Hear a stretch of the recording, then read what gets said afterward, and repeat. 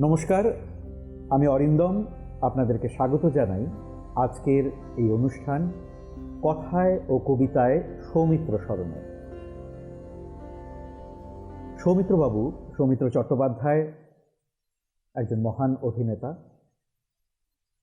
যিনি সদ্য প্রয়াত হয়েছেন। তারই স্মরণে আজকের এই অনুষ্ঠানের আয়োজন করা হয়েছে। আমাদের প্রিয় ভাই পল্টনের উদ্যোগে স্যান্ডি প্রোডাকশনের আয়োজিত এই অনুষ্ঠানে আপনাদের সকলকে আরেকবার স্বাগত জানাই। আমরা আজ কিছুটা সময় এই মহান অভিনেতা সৌমিত্রবাবুকে স্মরণ করব তার আবৃত্তি করা কিছু কবিতার মাধ্যমে এবং তার বিষয়ে কিছু আলোচনার মাধ্যমে। তো সবার আগে আপনাদের সঙ্গে পরিচয় করিয়ে দিয়ে আমাদের সঙ্গে আজকে যারা রয়েছেন এই অনুষ্ঠানে, আমার ডান দিকে বসে রয়েছে আমাদের সকলের প্রিয় বাচিক শিল্পী সুবীর সাহা, আর বাদিকে রয়েছে আরেকজন বাচিক শিল্পী আপনাদের সকলের পরিচিত শ্রেয়সী পাল। সুবীর এবং শ্রেয়সী ওরা তুফানগঞ্জ তো বটেই, কোচবিহারের যারা জনপ্রিয় এবং পরিচিত বাচিক শিল্পী তাদের মধ্যে অন্যতম। তো ওদের কাছে আমরা আজকে কিছু কবিতা শুনব এবং কিছু আলোচনা কথাবার্তা আমরা বলবো। আমরা হয়তো খুব সামান্যই জানি সৌমিত্রবাবুর বিষয়ে, তবে যতটুকু জানি সেই বিষয়ে একটু আলোচনা করব এবং তারই আবৃত্তি করা বিভিন্ন কবিতা আমরা আবৃত্তি করার চেষ্টা করব। তো শুরুতেই খুব বেশি কথা না বাড়িয়ে আমরা অনুষ্ঠান শুরু করি একটা কবিতা দিয়ে। সৌমিত্রবাবুরই লেখা ভালোবাসা কি। সুবীরকে অনুরোধ করব এই কবিতাটি আমাদের শোনানোর জন্য। সুবীর। প্রথমেই প্রিয় শিল্পী সৌমিত্র চট্টোপাধ্যায়ের প্রতি শ্রদ্ধাঞ্জলি জ্ঞাপনের এরকম একটি সুন্দর অনুষ্ঠান আয়োজন করবার জন্য স্যান্ডি প্রোডাকশনকে অসংখ্য ধন্যবাদ জানাই। আরও ধন্যবাদ জানাই এরকম একটি অনুষ্ঠানে আমাকে আমন্ত্রণ জানাবার জন্য। অভিনেতা সৌমিত্র চট্টোপাধ্যায়, নাট্যকার সৌমিত্র চট্টোপাধ্যায় বা বাচিক শিল্পী সৌমিত্র চট্টোপাধ্যায়কে আমরা সকলেই কম বেশি চিনি, জানি এবং আমাদের একজন প্রিয় শিল্পী। কিন্তু কবি সৌমিত্র চট্টোপাধ্যায়কে আমরা হয়তো সাধারণ মানুষেরা অনেকেই জানি না। অভিনয় জগতের হাজারো ব্যস্ততার ফাঁকে তিনি যে নীরবে কবিতা চর্চা করেছেন, কবিতা লিখেছেন, সে খবর হয়তো আমরা রাখিনি। তো যাই হোক, আমি ব্যক্তিগতভাবে একটু কবিতা নিয়ে নাড়াচাড়া করি, সেই সূত্রে আমার সংগ্রহে তার কিছু কবিতা রয়েছে। আমি শোনাচ্ছি ভালোবাসা কি। যদি রূপ দেখে কাউকে ভালোবাসো, সেটা ভালোবাসা নয়, সেটা বেছে নেওয়া। যদি কারো দেহ দেখে ভালোবাসো, সেটা ভালোবাসা নয়, সেটা লালসা। যদি কারো টাকা দেখে ভালোবাসো, সেটা ভালোবাসা নয়, সেটা লোভ। তাহলে ভালোবাসা কাকে বলে? যদি কারো মন দেখে ভালোবাসো, তাহলে সেটাই ভালোবাসা। যদি তুমি এক নজর তাকে দেখার জন্য ছটফট করতে থাকো, তাহলে সেটাই ভালোবাসা। বাহ, ধন্যবাদ সুবীর, এত সুন্দর একটা কবিতা আমাদেরকে শোনানোর জন্য। দেখুন, ভালোবাসার কি অপরূপ একটা সংজ্ঞা সৌমিত্রবাবু দিয়েছেন তার কবিতার মাধ্যমে। আর সুবীর, তুমি যেটা বললে সেটা খুব গুরুত্বপূর্ণ বিষয়। আমরা যারা সৌমিত্রবাবুকে সিনেমার মাধ্যমে, চলচ্চিত্রের মাধ্যমে জানি, আমরা হয়তো অনেকেই জানতাম না যে তিনি এত সুন্দর কবিতাও লিখেছেন। তো তুমি যে কবিতাটা পড়লে আমরা সবাই জানতে পারলাম যে তার লেখা কত সমৃদ্ধ। ভালোবাসার কি সুন্দর একটা সংজ্ঞা তিনি একটা ছোট্ট কবিতার মাধ্যমে দিলেন, তাই তো? তো দর্শক বন্ধুরা, শ্রোতা বন্ধুরা, আপনারা যারা আমাদের সঙ্গে রয়েছেন, আমাদের এই অনুষ্ঠান দেখছেন ফেসবুকের মাধ্যমে বা ইউটিউবের মাধ্যমে, আপনারা নিশ্চয়ই বুঝতে পারলেন যে সৌমিত্রবাবুর লেখাও কত সমৃদ্ধ। তো যাই হোক, এগিয়ে চলা যাক। তো সৌমিত্র চট্টোপাধ্যায় যিনি তার যাত্রা শুরু করেছিলেন, চলচ্চিত্রের যাত্রা শুরু করেছিলেন অপুর সংসার দিয়ে। আপনারা জানেন সত্যজিৎ রায়ের পরিচালনায় একের পর এক বিখ্যাত ছবিতে তিনি অভিনয় করেন। একদিকে তিনি যখন শুরু করলেন অপুর সংসার, সেটা যেমন সত্যি একটা ইতিহাস হয়ে গেছে, আজকেও সমানভাবে প্রাসঙ্গিক, সমানভাবে জনপ্রিয় সেই ছবি। আবার পরপর বিভিন্ন ধরনের ছবি, বিভিন্ন ছবি, অভিযান, অরণ্যের দিনরাত্রি, সোনার কেল্লা, বাচ্চাদের কাছে যা আজও প্রিয়, বা জয় বাবা ফেলুনাথ, এবং ফেলুদা তো রয়েইছে। তো এই সমস্ত ছবি সত্যজিৎ রায়ের পরিচালনায় তিনি অভিনয় করেন এবং সেই 1959-এ যখন তার যাত্রা শুরু হয় অপুর সংসার দিয়ে, সেই থেকে নিয়ে একেবারে হাল আমলের ছবি বেলা শেষে, এই ছবি পর্যন্ত তিনি কিন্তু একইভাবে জনপ্রিয় ছিলেন, তাই তো শ্রেয়সী, সুবীর? তো আমরা সৌমিত্রবাবুর বিষয়ে আলোচনা করছি, আবার কথা বলবো, আবার আলোচনা করব যে উনি আর কি ছবিতে অভিনয় করেছেন বা সেই সমস্ত বিষয়। কিন্তু তার আগে চলুন অপুর সংসারের কথা আপনাদেরকে বললাম। তো অপুর সংসার এই থেকে কিছু কথা শোনা যাক শ্রেয়সীর কাছ থেকে। তো শ্রেয়সীকে অনুরোধ করব অপুর সংসার থেকে কিছু ডায়লগ যেগুলো রয়েছে তার একটা নির্বাচিত অংশ শ্রেয়সী বলে আমাদেরকে শোনাবে। শ্রেয়সী। প্রথমেই অসংখ্য ধন্যবাদ স্যান্ডি প্রোডাকশনকে এত সুন্দর একটি অনুষ্ঠানের আয়োজন করার জন্য এবং আমাদেরকে আমন্ত্রণ করার জন্য। সারা জীবনের মতো একবারই এই মৃত্যু সাজ, এতদিন প্রাণ ছিল, অমরত্ব শুরু হলো আজ। সৌমিত্র চট্টোপাধ্যায়ের মহাপ্রয়াণে কবি শ্রীজাতের লেখা এই দুটি লাইন। সত্যি তিনি সারা জীবন আমাদের বাঙালি তথা ভারতীয় চলচ্চিত্রের জগতে অমর হয়ে থাকবেন তার কাজের দ্বারা। তার ব্যাপ্তি বা বিস্তৃতি বিশাল, যা এই ছোট্ট একটি অনুষ্ঠানে বর্ণনা করা সম্ভব নয়। তিনি সম্ভবত শেষ আন্তর্জাতিক বাঙালি বা বাঙালি আইকন, যিনি আমাদেরকে আন্তর্জাতিক দরজা বা খেতাব দিয়েছিলেন। তারই একটি বিখ্যাত সিনেমা অপুর সংসার থেকে কিছু সংলাপ পাঠ করার চেষ্টা করছি। একটি ছেলে, গ্রামের ছেলে, দরিদ্র কিন্তু সেন্সিটিভ, বাপ পুরুত, মারা গেল। ছেলেটি শহরে এলো, সে পুরুতগিরি করবে না, পড়বে, অ্যাম্বিশাস। পড়ল, শিক্ষার ভেতর দিয়ে, স্ট্রাগলের ভেতর দিয়ে আমরা দেখতে পাচ্ছি তার সমস্ত কুসংস্কার গোড়ামি কেটে যাচ্ছে। বুদ্ধি দিয়ে ছাড়া সে কোনো কিছু মানতে চাইছে না, কিন্তু তার কল্পনা শক্তি আছে, তার অনুভূতি আছে। ছোটোখাটো জিনিস তাকে মুভ করছে, তাকে আনন্দ দিচ্ছে। হয়তো তার ভেতরে মহৎ একটা কিছু করার ক্ষমতা আছে, সম্ভাবনা আছে, কিন্তু করছে না। কিন্তু সেইটাই শেষ কথা নয়, সেইটি ট্র্যাজেডিও নয়। সে মহৎ কিছু করছে না, তার দারিদ্র্য যাচ্ছে না, তার অভাব মিটছে না, কিন্তু তা সত্ত্বেও সে জীবন বিমুখ হচ্ছে না, সে পালাচ্ছে না, এসকেপ করছে না, সে বাঁচতে চাইছে। সে বলছে বাঁচার মধ্যেই সার্থকতা, আনন্দ। He wants to live. এইভাবেই তিনি তার বিভিন্ন কাজের মধ্য দিয়ে সারা জীবন বেঁচে থাকবেন বাঙালি মননে। নমস্কার। একদম একদম সত্যি কথা শ্রেয়সী, খুব সুন্দর। আমরা খুব সুন্দর কিছু কথা শুনলাম, সংলাপগুলো যেগুলো অপুর সংসার ছবির, সেগুলো শুনলাম। কিন্তু দেখুন আজও কতটা প্রাসঙ্গিক সেই কথা। এবং সত্যি শেষে যে লাইনটি এলো, সেটা তো সৌমিত্র চট্টোপাধ্যায়ের জন্য অবশ্যই প্রযোজ্য। তার কাজ, তার কথার মাধ্যমেই কিন্তু তিনি বেঁচে থাকবেন বাঙালির হৃদয়ে, মনে। যতদিন বাঙালি থাকবে তিনিও থাকবেন।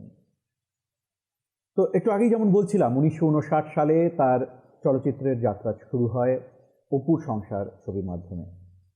তারপর একের পর এক ছবির মাধ্যমে তার অগণিত ভক্তদের মনে তো বটেই, প্রত্যেক বাঙালির হৃদয়ে তিনি প্রবেশ করেন।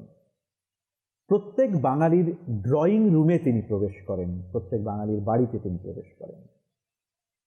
ছোট থেকে বড় কোনো বাঙালি এটা অস্বীকার করতে পারবে না যে সৌমিত্র চট্টোপাধ্যায় তাদের প্রিয় অভিনেতার একজন নয়।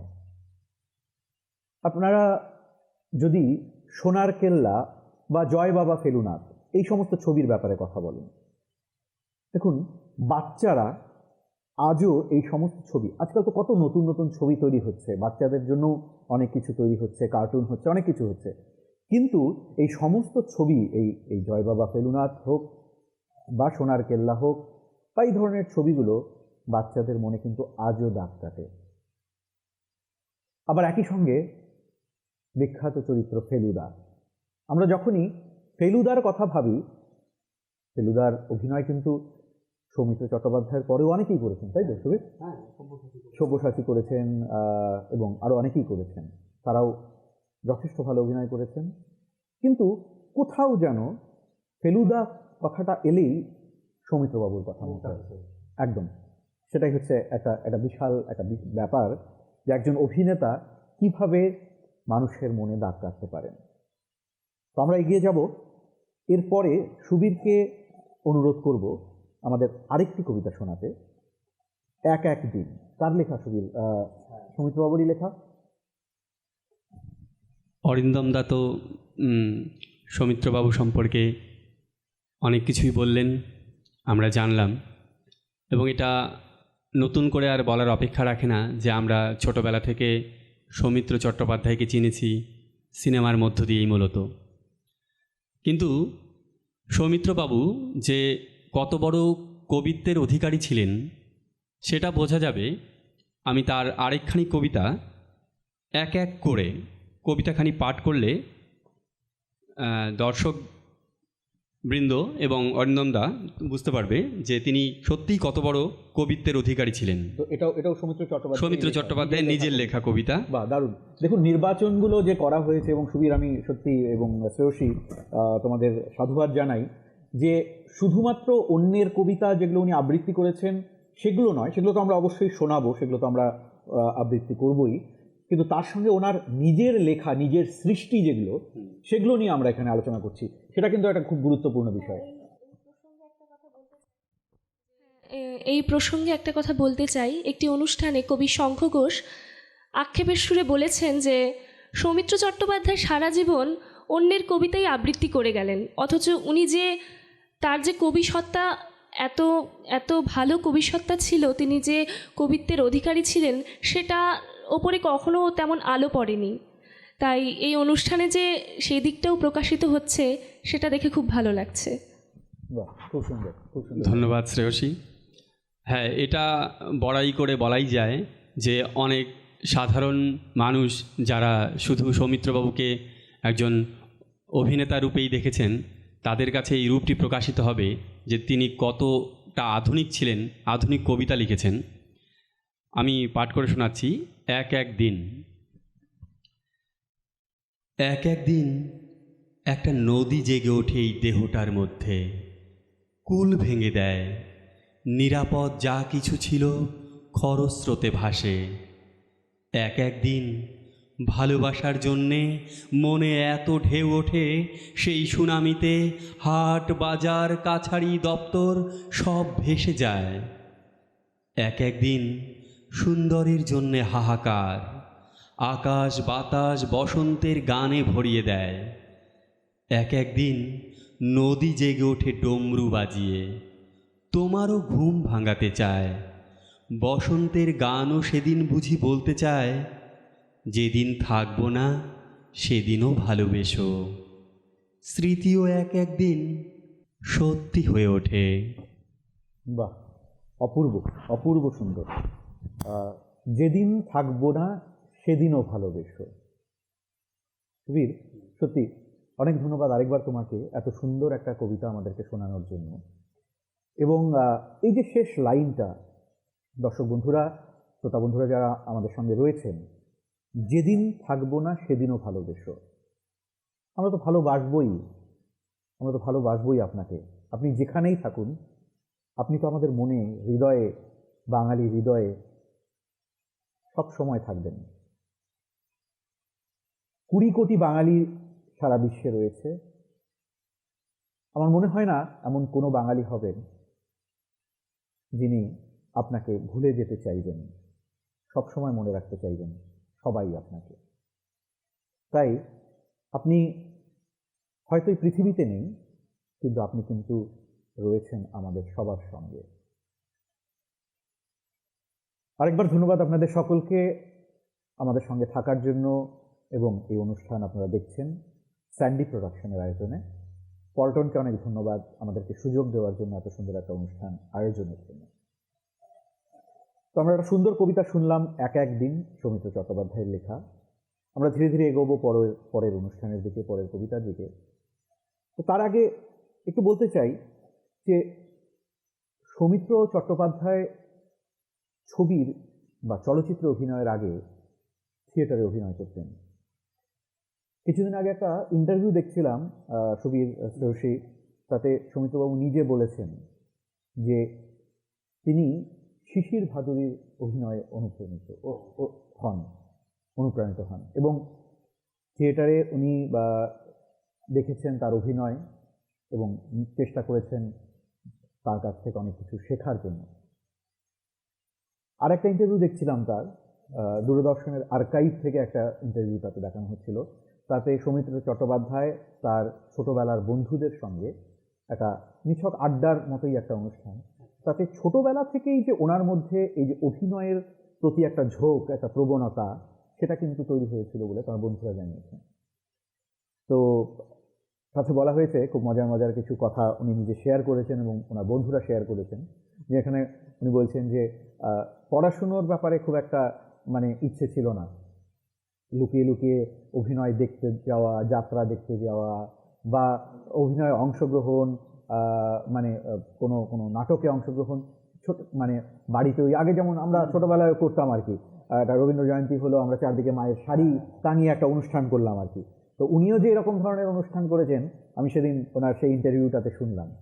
সত্যি কি একটা সাধারণ একটা পরিবেশ থেকে, এবং আপনারা হয়তো অনেকেই জানেন নিশ্চয়ই, আপনারা নিশ্চয়ই বিভিন্ন জায়গায় পড়েছেন, জানেন কৃষ্ণনগরে, নদিয়া জেলার কৃষ্ণনগরে তার বাড়ি, সেখান থেকে উনি বড় হয়েছেন, পড়াশোনা করেছেন। সেখানে উনি বলেছেন যে সেখানকার একটা পরিবেশ, নদীর ধারে বসে, তখনই তার মনে হতো যে হ্যাঁ, একটা আমি কবিতা বলবো, বা আমি অভিনয় করব, বা আমি আবৃত্তি করব।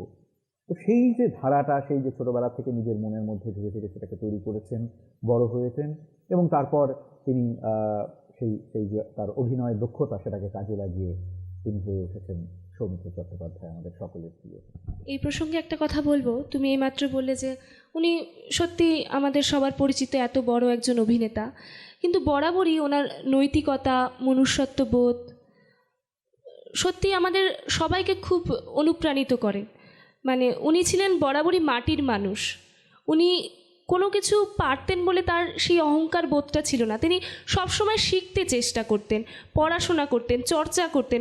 সারা জীবন তিনি যা কিছু পেয়েছেন সব কিছু থেকে শেখার চেষ্টা করে গেছেন, কখনো শেখাটা থামাননি। তিনি যে অভিনয় করতেন, সেটা তিনি শুধুমাত্র এক্সপ্রেশন বা মুখের দ্বারা না, সমস্ত শরীর দিয়ে অভিনয় করতেন। তো সত্যি খুব ভালো লাগছে আজকের এই অনুষ্ঠানটা সঞ্চালনা করেও, কারণ অনেক কিছুই যেগুলো জানতাম না, বা আমরা অনেকেই হয়তো জানি না, সেগুলো আজকে জানতে পারছি। শ্রেয়সী, ধন্যবাদ তুমি আমাদেরকে এই ব্যাপারটা বলার জন্য। তো চলুন এবার একটু এগোনো যাক, আবার একটা আবৃত্তি শোনা যাক। শ্রেয়সীকে অনুরোধ করি, শ্রেয়সী আমাদেরকে একটা আবৃত্তি শোনাবে, বাবার মতো বড়। বাচিক শিল্পী হিসেবে সৌমিত্র চট্টোপাধ্যায় কতটা জনপ্রিয় ছিলেন তা আপনারা নিশ্চয়ই অনেকেই জানেন। আমার একটা ছোট্ট অভিজ্ঞতার কথা বলি। কলকাতায় থাকার সূত্রে একবার কলকাতা নিউ টাউনে রবীন্দ্র তীর্থ বলে একটা অডিটোরিয়াম আছে। তো রবীন্দ্র তীর্থ অডিটোরিয়ামে সৌমিত্রবাবুর একটা অনুষ্ঠান, আরও বেশ কয়েকজনের অনুষ্ঠান, বেশ জনপ্রিয় কয়েকজন শিল্পীর অনুষ্ঠান, সৌমিত্রবাবুর অনুষ্ঠান। তো গেলাম সন্ধ্যাবেলায়। অনুষ্ঠানটা যতদূর সম্ভব আমার মনে আছে, না কোনো টিকিট হয়তো ব্যবস্থা ছিল না, কারণ সেখানকার কর্তৃপক্ষের আয়োজিত অনুষ্ঠান, কিন্তু প্রেক্ষাগৃহের কানায় কানায় পূর্ণ ছিল লোকেরা, এবং তারা জানতেন যে সবার আগে সৌমিত্রবাবু কবিতা বলবেন, এবং তাকে শোনার জন্য প্রায় এক ঘন্টা আগে থেকে লোকেরা লাইন দিয়ে দাঁড়িয়েছিলেন, যাতে সবার আগে গিয়ে বসতে পারেন এবং তাকে দেখতে পারেন এবং শুনতে পারেন। তো অভিনেতা সৌমিত্র চট্টোপাধ্যায় তো ছিলেনই, তিনি তো জনপ্রিয় ছিলেনই, কিন্তু বাচিক শিল্পী হিসেবেও যে তিনি একইভাবে জনপ্রিয় ছিলেন, এটা কিন্তু একটা দারুণ ব্যাপার। কোনো হ্যাঁ সরি, তুমি কিছু বলছিলে। হ্যাঁ, আর তার যে কণ্ঠ ছিল সেটা ছিল ঈশ্বর প্রদত্ত। তার যে দরাজ গলা, আমাদের বাংলা ভাষার আবৃত্তির জগতে এটা সত্যি অপূরণীয় ক্ষতি।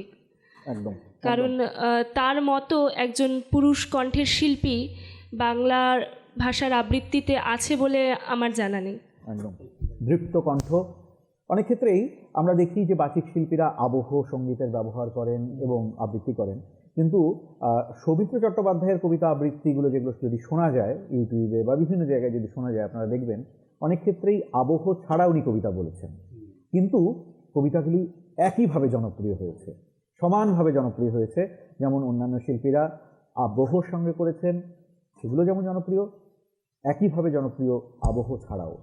অর্থাৎ তার যে গলা, দৃপ্ত কণ্ঠ, সেই কণ্ঠের আমি বলবো জন্য লোকেরা পাগল। আর উনি কিন্তু বেশিরভাগ কবিতা সব কবিতায় মুখস্থ বলতেন। ওনার সব কবিতা মুখস্থ ছিল এবং শেষ বয়স পর্যন্ত মুখস্থ ছিল।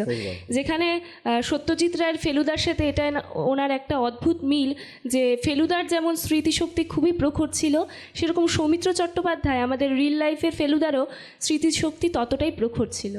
বাহ, দারুণ, খুব সুন্দর তথ্য আমরা জানতে পারছি। শ্রেয়সী ধন্যবাদ, সুবীর ধন্যবাদ এত সুন্দরভাবে এই তথ্যগুলোকে তুলে ধরার জন্য সকলের জন্য। আমার মনে হয় দর্শক বন্ধুরা, শ্রোতা বন্ধুরা, আপনারা যারা শুনছেন, আপনাদের কাছেও হয়তো আপনারা অনেক কিছুই আগে থেকেই জানবেন, কারণ আপনারা নিশ্চয়ই সৌমিত্রবাবুর সম্বন্ধে বিভিন্ন জায়গায় শুনেছেন, পড়েছেন, কিন্তু নতুন নতুন কিছু তথ্য অন্তত আমি তো জানছি, আশা করি আপনাদেরও ভালো লাগছে। তো আমরা এগোবো পরের কবিতার দিকে। বাবার মতো বড়, শ্রেয়সী আমাদেরকে শোনাবে এই কবিতাটি। শ্রেয়সী।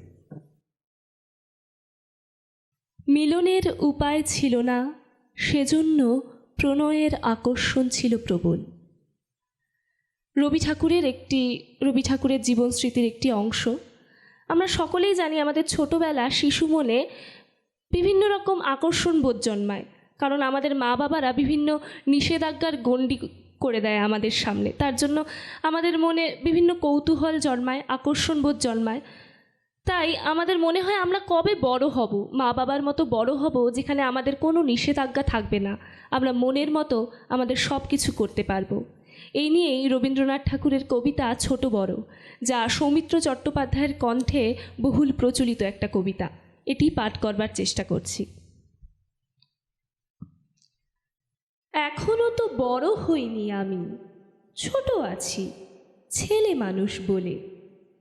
দাদার চেয়ে অনেক মস্ত হব, বড় হয়ে বাবার মতো হলে। দাদা তখন পড়তে যদি না চায়, পাখির ছানা পোষে কেবল খাঁচায়, তখন তারে এমনি বকে দেব, বলবো তুমি চুপটি করে পড়ো, বলবো তুমি ভারী দুষ্টু ছেলে। যখন হব বাবার মতো বড়, তখন নিয়ে দাদার খাঁচাখানা ভালো ভালো পুষবো পাখির ছানা। 10:30 যখন যাবে বেজে, নাবার জন্যে করব না তো তারা। ছাতা একটা ঘাড়ে করে নিয়ে চটি পায়ে বেরিয়ে আসবো পাড়া। গুরুমশাই দাওয়া এলে পরে চৌকি এনে দিতে বলবো ঘরে। তিনি যদি বলেন, সেলেট কোথা, দেরি হচ্ছে, বসে পড়া করো, আমি বলবো খোকা তো আর নেই, হয়েছি যে বাবার মতো বড়। গুরুমশাই শুনে তখন কবে, বাবু মশাই আসি এখন তবে। খেলা করতে নিয়ে যেতে মাঠে ভুলু যখন আসবে বিকেলবেলা, আমি তাকে ধমক দিয়ে কব, কাজ করছি, গোল করো না মেলা। রথের দিনে খুব যদি ভিড় হয়, একলা যাব, করব না তো ভয়।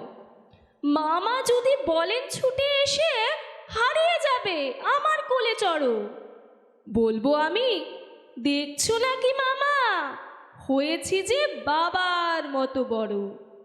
দেখে দেখে মামা বলবে, তাই তো, খোকা আমার সে খোকা আর নাই তো। আমি যেদিন প্রথম বড় হব, মা সেদিনে গঙ্গা স্নানের পরে আসবে যখন খিড়কি দুয়ার দিয়ে, ভাববে কেন গোল শুনিনে ঘরে। তখন আমি চাবি খুলতে শিখে যত ইচ্ছে টাকা দিচ্ছি ঝিকে। মা দেখে তাই বলবে তাড়াতাড়ি, খোকা তোমার খেলা কেমন তরো। আমি বলবো, মা এনে দিচ্ছি আমি, হয়েছি যে বাবার মতো বড়। ফুরোয় যদি টাকা, ফুরোয় খাবার, যত চাই মা এনে দেব আবার।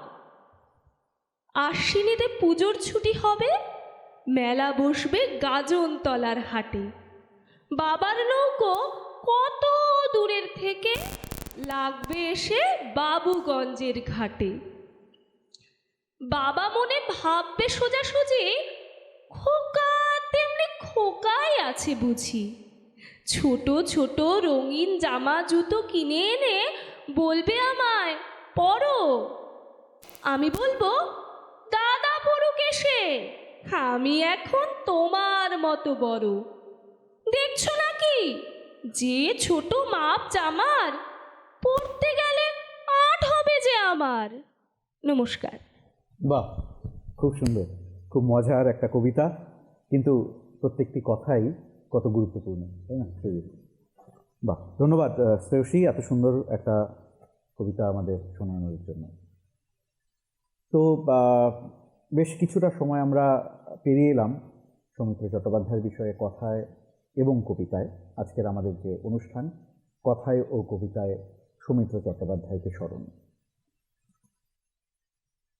সৌমিত্রবাবুর বিষয়ে বহু আলোচনার মধ্যে একটা খুব গুরুত্বপূর্ণ বিষয় আমার যেটা মনে হয় সেটা হচ্ছে, এবং আশা করি শ্রেয়সী বা সুবীর তোমরা হয়তো লক্ষ্য করেছো, যে উনি যত ছবিতে অভিনয় করেছেন ওনাকে ভিত্তি করেই বেশিরভাগ ছবিতে হয়তো স্ক্রিপ্ট লেখা হয়েছে। অর্থাৎ উনি যখন মূল চরিত্রে অভিনয় করেছেন, নায়ক হিসেবে অভিনয় করেছেন, তখন যেমন উনি মূল চরিত্র ছবির, আবার একইভাবে যখন উনি বেশি বয়সেও বিভিন্ন ছবিতে অভিনয় করেছেন তখনও কিন্তু মূল চরিত্রেই উনি থেকেছেন। হ্যাঁ, যেমন বেলা শেষে, এই সেদিনের সিনেমা, তা সেখানেও তিনি বৃদ্ধ বাবা বাড়ির, অথচ সিনেমায় তিনি নায়ক। অদ্ভুত রকম একটা ভাবাই যায় না কি অভিনয়, যে তিনি বাড়ির বৃদ্ধ বাবার চরিত্রে অভিনয় করছেন, অথচ সিনেমার মধ্যে তিনি নায়ক। অদ্ভুত ব্যাপার, এটা সত্যি। মানে যারা স্ক্রিপ্ট লিখেছেন তারাও বোঝা যাচ্ছে যে সৌমিত্র চট্টোপাধ্যায়ের কথা মাথায় রেখেই লিখেছেন, যে উনি মূল চরিত্র এবং ওনার ভিত্তিতে, ওনাকে মানে বেস করেই স্ক্রিপ্টটা লেখা হবে। আর যদি সেটা নাও হয়, উনি এত সুন্দরভাবে নিজের অভিনয়ের দ্বারা সেটাকে পুরোপুরি প্রতিস্থাপিত করেন যে আমাদের দেখে তাই মনে হয় যে ওনাকে নিয়েই হয়তো লেখা, ওনাকে ছাড়া হয়তো অন্য কাউকে ভালো লাগতো না। উনি এইভাবেই তার অভিনয়টিকে ফুটিয়ে তোলে আমাদের সামনে। একদম একদম। কিছুদিন আগে বেশ জনপ্রিয় একটা টেলিভিশন মানে সংবাদ চ্যানেলে আর কি, হিন্দি সংবাদ চ্যানেল, তাতে কিছু তার বিষয়ে চলে যাওয়ার পরে তার বিষয়ে একটা কাভারেজ দেখছিলাম। তো তাতে যিনি সাংবাদিক তিনি বলছেন যে রবিবার, মানে যেদিন চলে গেলেন, তারপরে ওনার যে শেষ যাত্রা যখন কলকাতা রাস্তা দিয়ে যায়, এই পরিস্থিতির মধ্যেও, এই করোনা পরিস্থিতির মধ্যেও অগণিত ভক্ত, হাজার হাজার মানুষ, এবং আমরা প্রত্যেকে দেখেছি টিভিতে, টেলিভিশনে দেখা গেছে যে হাজার হাজার ভক্ত কিন্তু শেষ যাত্রায় তার সঙ্গে সেই সামিল ছিলেন, তার সেই শেষ যাত্রায় সামিল ছিলেন। এর থেকে বোঝা যায় যে তিনি কতটা জনপ্রিয় ছিলেন বাংলার জন্য, বাঙালির জন্য। বিভিন্ন খবরের কাগজের কাভারেজগুলি যদি দেখা যায়, দ্য টেলিগ্রাফ 14 পাতার মধ্যে 8 পাতাতেই শুধুমাত্র সৌমিত্রবাবুর সম্বন্ধে লেখা, এবং রিপোর্টার যিনি ছিলেন তিনি তুলনামূলকভাবে মানে তুলনা করছেন যে উত্তরের বা উত্তর ভারতের যে সমস্ত টিভি কাভারেজ বা সংবাদপত্র সেখানে যা হয় এবং বাংলার ক্ষেত্রে যেটা হয়েছে, তাতে বলা হচ্ছে যে একজন বিখ্যাত কবি দিল্লিতে মারা গেলেন এবং তাকে তার শেষ যাত্রায় হয়তো হাতে গুনে 150 জনও যাননি, কিন্তু এখানে এই পরিস্থিতির মধ্যেও হাজার হাজার মানুষ তার সঙ্গে যাচ্ছেন। মানে সত্যি, মানে তিনি যে কত মহান, তিনি যে কত জনপ্রিয় একজন অভিনেতা, একজন কিংবদন্তি শিল্পী, এর মাধ্যমেই কিন্তু সেটা প্রমাণিত হয়। আর উনি তো প্রধানত স্বর্ণযুগের, বাংলা সিনেমা জগতের স্বর্ণযুগের অভিনেতা ছিলেন, কিন্তু যত দিন গেছে তত ওনার জনপ্রিয়তা আরও বেড়েছে, কখনো কমেনি। অনেক এমন হয় যে বয়স বাড়ার সাথে সাথে অনেকে অভিনয় থেকে অবসর নেন, কিন্তু যত দিন গেছে ওনার অভিনয় আমাদেরকে আরও তত বেশি মুগ্ধ করেছে। একদম একদম একদম ঠিক শ্রেয়সী। 60-70-এর দশকে উনি তো জনপ্রিয় ছিলেনই, সে ব্যাপারে কোনো সন্দেহই নেই। কিন্তু 2019-এ উনি জনপ্রিয় ছিলেন না, বা 2020-তে উনি জনপ্রিয় ছিলেন না, এটা কিন্তু বলা যাবে না। সাজবাতি, বেলা শেষে, প্রত্যেকটি ছবি দেখা যাক উনি সমানভাবে জনপ্রিয়। তো মানে শ্রেয়সীর কথাটা একদম 100% যে ঠিক, এটার মাধ্যমে প্রমাণিত যে উনি যত সময় এগিয়েছে তত বেশি জনপ্রিয় হয়েছেন। তো এটাই হচ্ছে সব থেকে মজার বিষয়, এটাই সব থেকে দারুণ বিষয়। তো আমরা আরও আলোচনা করব, সুন্দর আলোচনা, একটা মানে জমে উঠেছে ব্যাপারটা, ভালো লাগছে।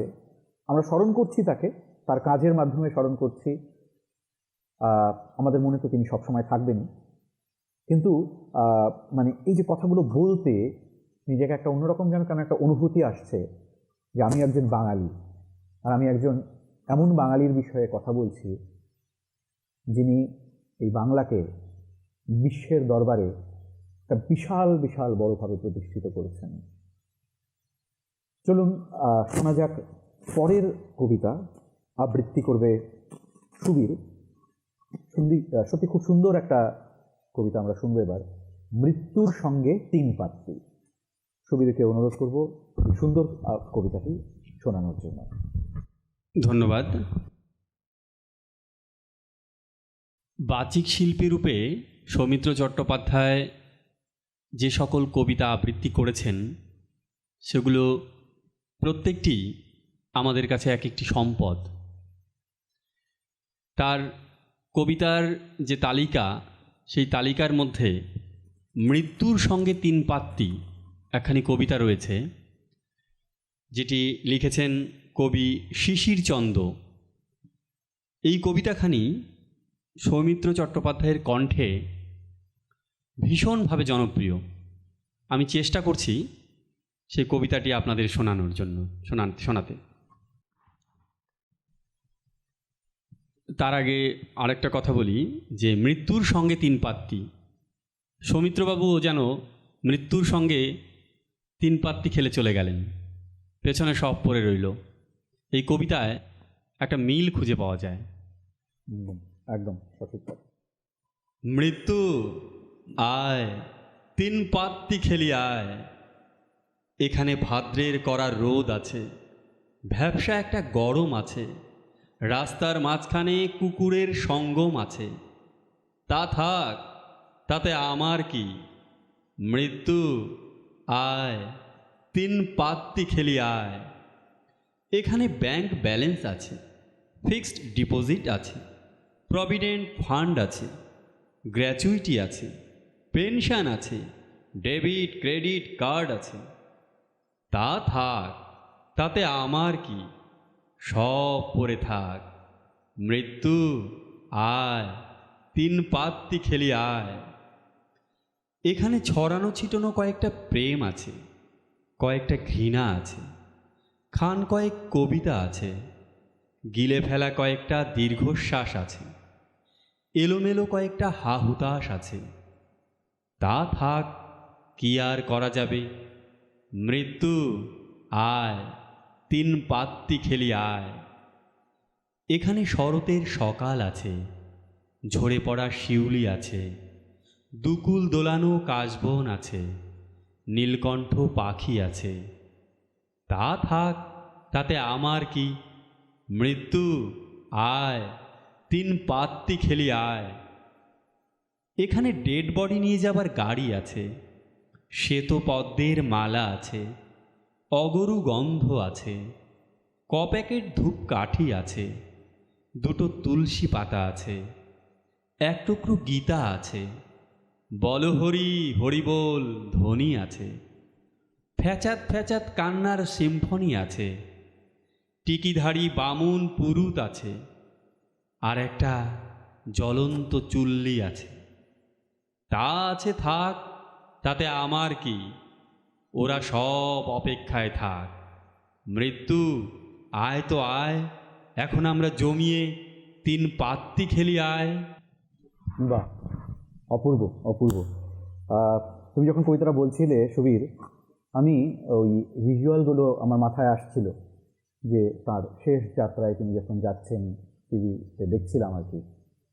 এটা মানে সত্যি সেদিন খুব কেন জানি না এত মানে মন তো খারাপ লাগছিলই, ইমোশনাল হয়ে গেলাম, চোখ দিয়েও জল পড়লো। মানে তার যে যতগুলো ছবি দেখেছি বা যতটুকু খুব সামান্যই জানি তার সম্বন্ধে, কিন্তু একটা মনের মধ্যে একটা সমস্ত সেই মানে ছবির একটা কেমন যেন ভিজুয়ালগুলো মনের মধ্যে একটা ভেসে উঠলো আর কি। এবং তুমি যখন কবিতাটা পড়লে সত্যি এত ভালো লাগলো, তার মুখটা আবার একবার মনের মধ্যে ভেসে উঠলো। আমার সৌভাগ্য হয়েছে তাকে খুব সামনে থেকে দেখার। এই কবিতাটা কবি শিশিরচন্দ্র যেন মানে সৌমিত্রবাবুর জন্যই লিখেছেন। আর সৌমিত্রবাবু সব ফেলে রেখে যেন মৃত্যুর সঙ্গে কোলাকুলি করলেন, যে মৃত্যুকে তিনি কত মানে এই কবিতাটা যখন আপনারা সৌমিত্র চট্টোপাধ্যায়ের কণ্ঠে শুনবেন, আমি আপনাদের অনুরোধ করব আপনারা একবার শুনবেন এই কবিতাটি, ইউটিউবেই পেয়ে যাবেন সৌমিত্রবাবুর কণ্ঠে। যে আজকের দিনে সৌমিত্রবাবু আমাদের মাঝে নেই, এই কবিতাটি এখন এর গ্রহণযোগ্যতাটা অন্যরকম হয়ে গেছে, আপনাদের ভেতরে ভীষণভাবে প্রবেশ করবে, আপনারা একবার শুনবেন। অবশ্যই অবশ্যই। আমরা অনুষ্ঠানের প্রায় শেষের দিকে চলে এসেছি। তো যেমন একেবারেই শুরুতে বলেছিলাম যে 1959 সালে অপুর সংসার দিয়ে যাত্রা শুরু হয় সৌমিত্র চট্টোপাধ্যায়ের। তারপর একের পর এক ছবি বাঙালির হৃদয়ে মনে প্রবেশ করেন তিনি। যতদূর সম্ভব আমি জানি যে উনি শুরু করেছিলেন আকাশবাণীর ঘোষক হিসেবে। আমার সৌভাগ্য যে আকাশবাণীতে আমি কাজ করি বা করেছি, বহুদিন থেকে কাজ করছি বাংলা সংবাদ পাঠক হিসেবে এবং ঘোষক হিসেবে। তো যখন আমি জানলাম যে উনি আকাশবাণী থেকে ওনার যাত্রা শুরু করেন, সত্যি একটা অন্যরকম একটা অনুভূতি আরও যেন কেন হলো আর কি। তো যেমন আগে বললাম, সুবীর শ্রেয়সী শুধুমাত্র দ্য টেলিগ্রাফ নয়, প্রত্যেকটি সংবাদপত্রে, প্রত্যেকটি টেলিভিশন চ্যানেলে সৌমিত্রবাবু চলে যাওয়ার পরে বেশ কয়েকদিন ধরে শুধুমাত্র তাকে নিয়ে খবর প্রকাশিত হয়, প্রচারিত হয়। আনন্দবাজার পত্রিকায় তো খেলার পাতাতেও সৌমিত্রবাবুর ছবি ছিল।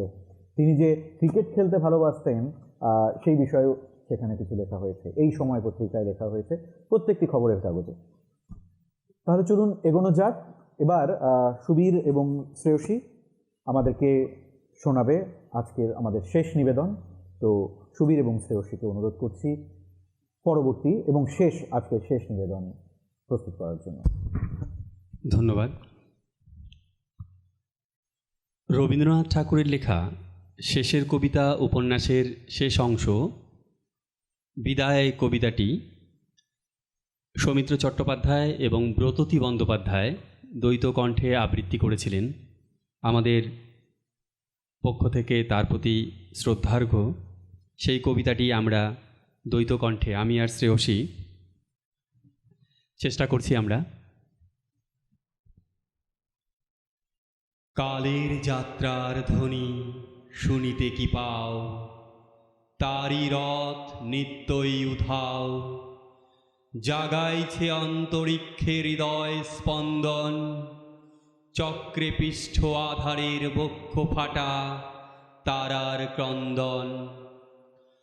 ওগো বন্ধু, সেই ধাবমান কাল জড়ায়ে ধরিল মোরে, ফেলি তার জাল, তুলে নিল দ্রুত রথে দুঃসাহসী ভ্রমণের পথে, তোমা হতে বহু দূরে।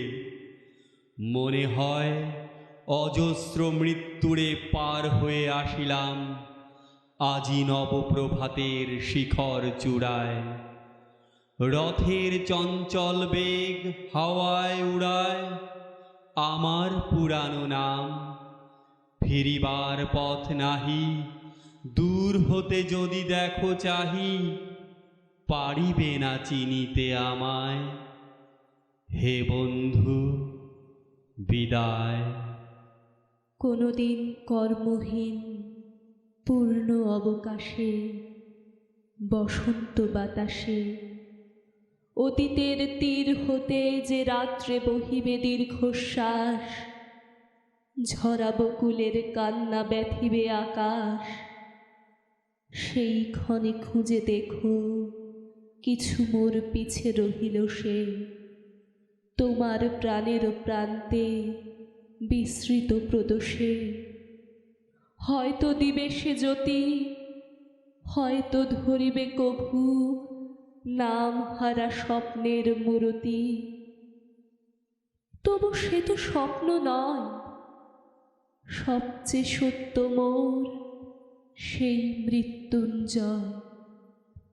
সে আমার প্রেম, তারে আমি রাখিয়া এলেম অপরিবর্তন অর্ঘ্য তোমার উদ্দেশে।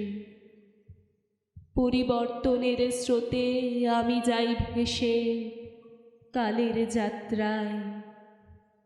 হে বন্ধু বিদায়। তোমার হয়নি কোনো ক্ষতি, মর্তের মৃত্তিকা মোর, তাই দিয়ে অমৃত মূরতি যদি সৃষ্টি করে থাকো, তাহারই আরতি হোক তব সন্ধ্যাবেলা। পূজার সে খেলা ব্যাঘাত পাবে না মোর প্রত্যহের ম্লান স্পর্শ লেগে। তৃষার্ত আবেগ বেগে ভ্রষ্ট নাহি হবে তার কোনো ফুল নৈবেদ্যের থালে। তোমার মানস ভোজে সযত্নে সাজালে যে ভাবরসের পাত্র বাণীর তৃষায়, তার সাথে দিব না মিশায়ে জামর ধুলির ধন, জামর চক্ষের জলে ভিজে।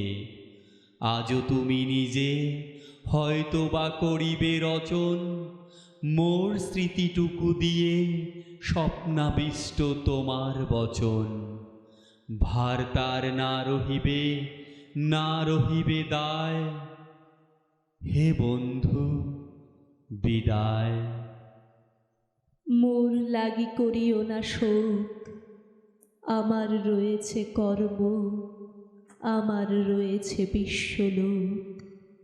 মোর পাত্র রিক্ত হয় নাই, শূন্যেরে করিব পূর্ণ, এই ব্রত বহিব সদাই। উৎকণ্ঠ আমার লাগি কেহ যদি প্রতীক্ষিয়া থাকে, সেই ধন্য করিবে আমাকে। শুক্লপক্ষ হতে আনি রজনীগন্ধার বৃন্তখানি, যে পারে সাজাতে অর্ঘ্য থালা কৃষ্ণপক্ষ রাতে। যে আমারে দেখিবারে পায় অসীম ক্ষমায়, ভালো মন্দ মিলায় সকলি। এবার পূজায় তারি আপনারে দিতে চাই বলি। তোমারে যা দিয়েছিনু তার পেয়েছ নিঃশেষ অধিকার। হেথা মোর তিলে তিলে দান, করুণ মুহূর্তগুলি গণ্ডূষ ভরিয়া করে পান, হৃদয় অঞ্জলি হতে মম। ওগো তুমি নিরুপম, হে ঐশ্বর্যবান, তোমারে যা দিয়েছিনু সে তোমারই দান। গ্রহণ করেছ যত, ঋণী করেছ আমায়। হে বন্ধু বিদায়। ধন্যবাদ সুবীর এবং শ্রেয়সী তোমাদেরকে। একটা অন্যরকম পরিবেশ এখানে তৈরি হয়েছে, অন্তত আমার সেরকমই মনে হচ্ছে। আশা করি শ্রোতা বন্ধু এবং দর্শক বন্ধুরা আপনারা যারা আমাদের সঙ্গে রয়েছেন তারাও বুঝতে পারছেন। আমরা বেশ কিছুটা সময় একসঙ্গে কাটালাম সৌমিত্র চট্টোপাধ্যায়ের বিষয়ে আলোচনা করে, মহান অভিনেতা, জনপ্রিয় অভিনেতা সৌমিত্র চট্টোপাধ্যায়ের কথা বলে। আশা করি আপনাদের সবার ভালো লেগেছে। আপনাদের মূল্যবান কমেন্টের অপেক্ষায় অবশ্যই থাকব, আর সম্ভব হলে অবশ্যই শেয়ারও করবেন। তো আজকের অনুষ্ঠান এখানেই শেষ করছি। আর আরেকবার ধন্যবাদ জানাই স্যান্ডি প্রোডাকশনকে এত সুন্দর একটা অনুষ্ঠান আয়োজনের জন্য।